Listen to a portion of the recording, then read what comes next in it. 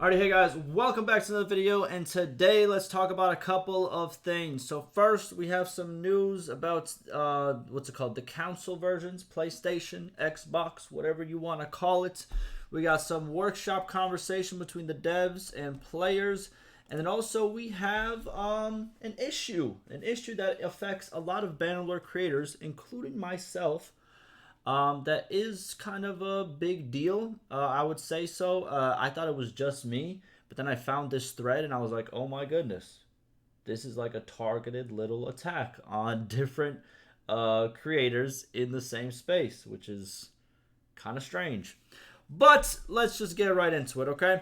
So first, we have the devs talking about or replying to somebody saying, guys, will this patch be on PlayStation 5 and when? I couldn't find any info about it. I don't believe you.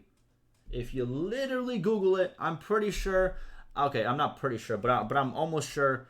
I don't know how fast my let's see. When will Bannerlord 1.2.0 be on PS5, for example, right? So you're telling me you couldn't Google it? You see how I pop up?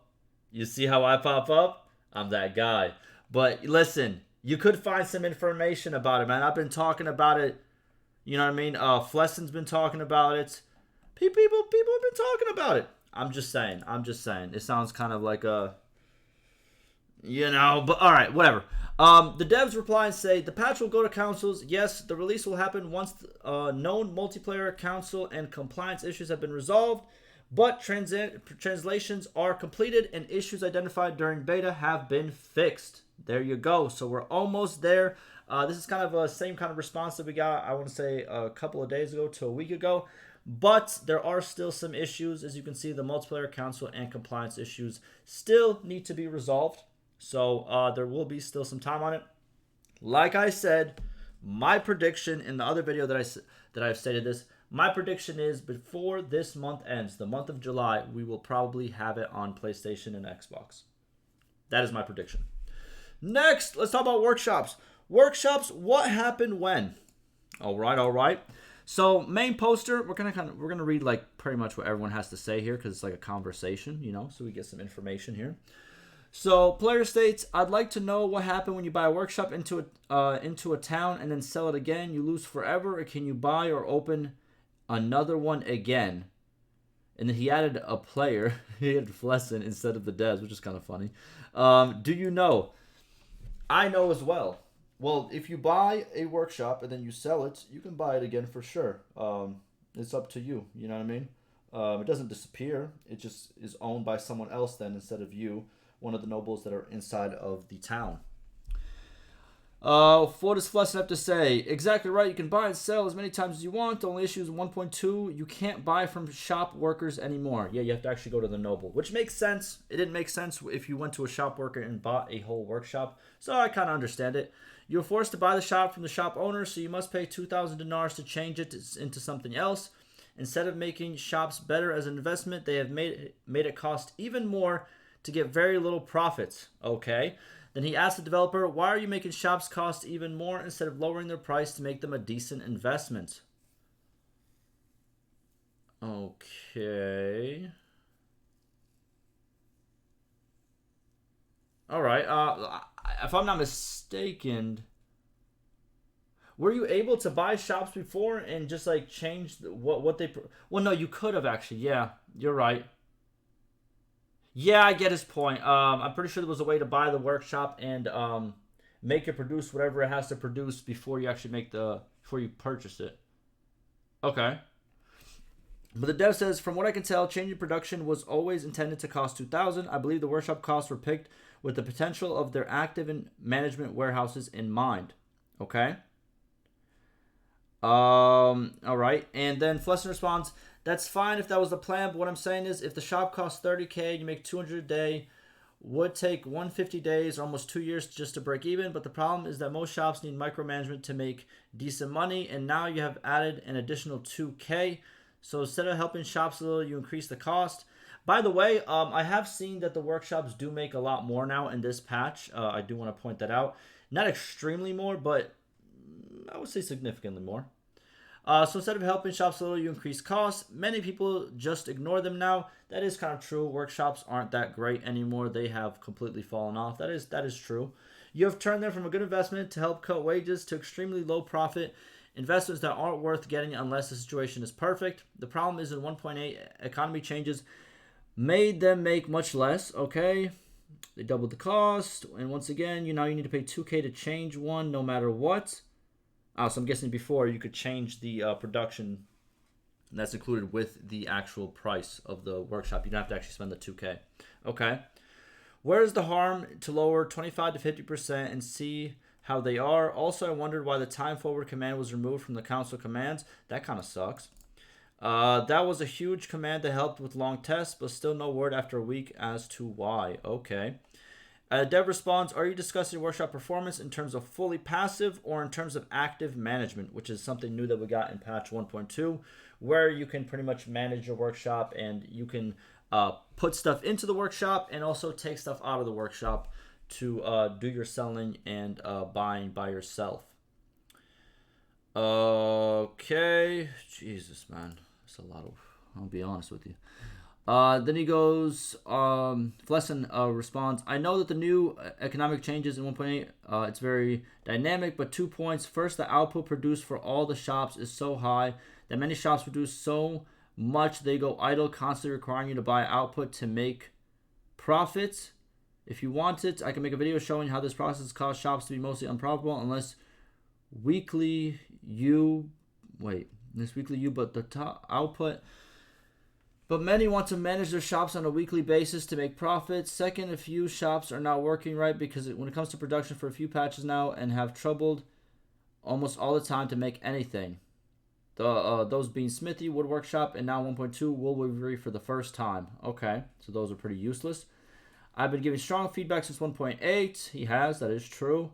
I've been trying to get you guys to understand the issues for a year now. Okay, pretty much ignored.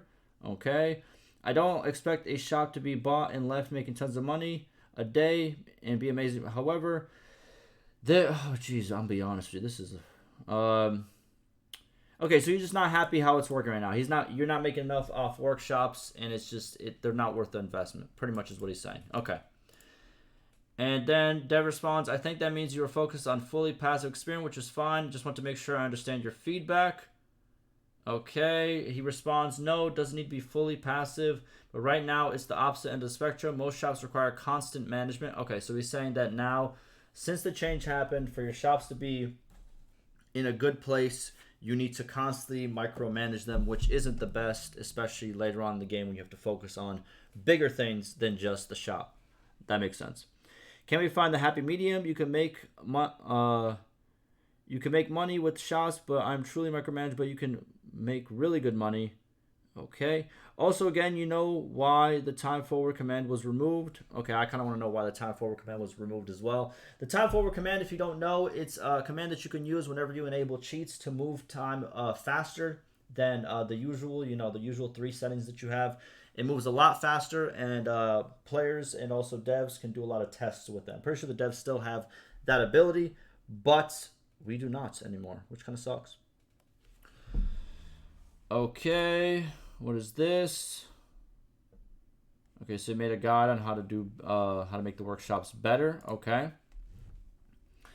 And then the dev says, that video gives me the impression we are talking about different things in terms of active management. I'm referencing the following.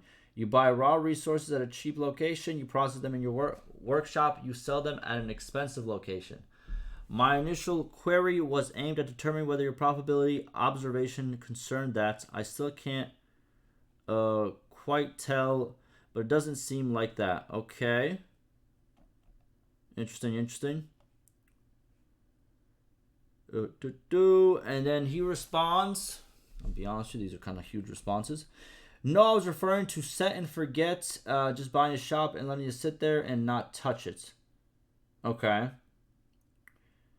Okay, so what he's saying, so we can kind of summarize this, is currently workshops, they can be good, but you need to work on them a lot, which is kind of not great because there's other stuff you have to do in the game. So just sitting there and focusing on the workshop, it's really not worth the time because there are better ways to make it, is what I'm seeing. And what he's saying is there should be a happy medium where even if you leave it, it should still make good enough. Okay? I agree. It's a good observation. I agree. All right. What else? If you constantly watch a shop, it can make decent money, but if you buy it and leave it alone, the output is so high it floods the town quickly. Okay, so too much items, floods it quickly. And the price falls. Okay, this is a new mechanic for workshops. Most shops require that you do it, and most people don't want to spend time each week buying and selling from their shop. I'm not talking about the new system, putting input into your shop and holding the output to sell elsewhere. Most people don't want to do that all the time. Yo, you know it'd be crazy? Now hear me out. Because I'm thinking of a master plan, right? What if you can, now hear me out. What if there was an option to connect your workshop to a caravan that you also have? And that caravan is in charge of bringing raw materials that they find for cheap elsewhere, and then grabbing the output and then selling it at a different place. That could be a solution. I'm thinking that could be a solution. You know, yeah. I don't know how they would do that, but I think that's the best way. So you can kind of, alleviate yourself, and instead of you having to do that process, you can make your companion who owns a caravan do that process. Similar to how, if you don't want to do a quest, you can make your companion with a couple of men do the quest. Kind of similar concept. Okay, but you have created a system that requires people, for the most part, to provide input and buy the output. Okay, so what he's saying is pretty much that right now, for workshops to be worth it, it requires too much work that doesn't really make sense. Since you already bought the workshop for such a high price, and that you have to continuously keep working on it, it's like your whole gameplay is going to be being a workshop owner. I understand. So there is a problem there. Okay. So that was pretty much what the devs had to say about that. They're probably going to respond more tomorrow, and if they do, I will keep you updated on that. Now moving on to the last point of contention. Sudden copyright claim on my YouTube videos. There we go. So there was, and I knew this was the same thing as mine because this is the same pretty much person that copyrighted my videos. And the crazy thing about it is, these aren't only Bannerlord videos that are getting copyrighted. I think this person is going to specific channels and copywriting just videos that, we might not think is, not. He copyrights videos that are like from literally a couple of years ago. Like I got copyrights from videos that were from 2021. And as you can see, this person has got videos copyrighted from 2019. And all he does is copyrights 30 seconds of just like some background music, which, most games, if you just play as you play, they have background music. And most of the time that's not copyright. And pretty much just, saying, oh, he owns it, and then taking all the money from that video. Now, this is a problem. There is a fix to it. You can't just mute the video, but that kind of ruins the video. But the problem is, if people keep muting the video, this person can then step forward and start copy striking, which pretty much means, if they get mad enough and they realize enough people aren't actually just letting their claims stick, they can just copy strike your stuff. You get 3 copy strikes, your channel is dead. It's gone. And the problem is, it looks like I'm not the only one having this issue. This person say you're not using any other music in your playthroughs. No, he is not, because guess what? A lot more people are having this problem. As you can see, Flesson, also a big creator in the Bannerlord space, he has the same thing happen to him today. Yep. Yep. Very bad. Very bad. He says the main problem is the amount of claims, and they will pop up over and over again. Yeah, I've had I think I've had about a dozen at this point that I've had to talk about. We have a video right over here from ESO, kind of a bigger YouTuber, also talking about the issue. This is kind of an older video. I remember watching it. Then we have a community member saying, "Hey y'all, we will investigate this and come back with an answer as soon as possible." To be honest with you, sorry to say, the Bannerlord devs have no say on this. The only thing that I can tell you to do, and here's a word of caution for any creators out there that might be facing this issue, right? So I've been on YouTube for a while. I have different channels. I've done YouTube for a while. The thing is, when someone copyright claims your video, you can dispute it. But since what's it called? YouTube system is absolute dog water, and I'm pretty sure a lot of people listening have heard this before, how bad YouTube system is. Whenever you try to do a counterclaim where you say, "Oh no, this is actually fair use" or whatever, boom, boom, boom, that counterclaim doesn't get sent to YouTube. It doesn't get sent to some specific team that looks it over. It gets sent back to the same person who made the claim. And then all they have to do is literally say yes or no. As in, yes, this claim is valid, or no, this claim is not valid, my bad. And guess what? If they say yes, there's no penalty. There's none. And the funny thing is, if they say yes, there's a chance that you will get a strike from that. Because YouTube, in YouTube's eyes, they will think, "Oh man, this creator is lying about this copyright music because the copyright holder that isn't even verified said yes twice. So all of a sudden, he's more valid." It's the most broken system in the world, and you have to pretty much kiss people's butt on YouTube, especially these guys who create these fake companies that will go after creators and say, "Hey, we own this and we own that." I literally had to get rid of a copy strike on my second channel. Thankfully, it was a smaller YouTuber who literally just got his partnership and decided to just start claiming people.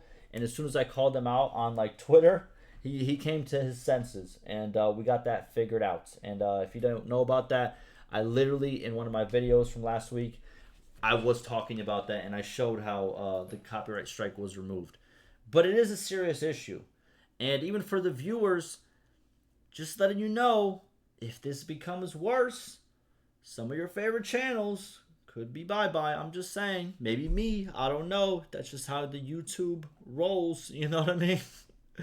But yeah, that's something that's happening to creators currently, kind of like, I guess, in this space. So just be wary, and hopefully it goes good. You know what I mean? Because it kind of, it gives you like, what's the word for it? It makes you anxious. Because I'll sometimes wake up and it's just like, I'll get like an email from YouTube. "Your video's been striked, blah, blah, blah." And it's just like, it ruins people's day. It ruins my day. It's just, it's one of those things, and you have no control. Ugh, it's gross. But yeah, that's going to do it for this video. Hopefully you guys found it informative, and I'll see you in the next one.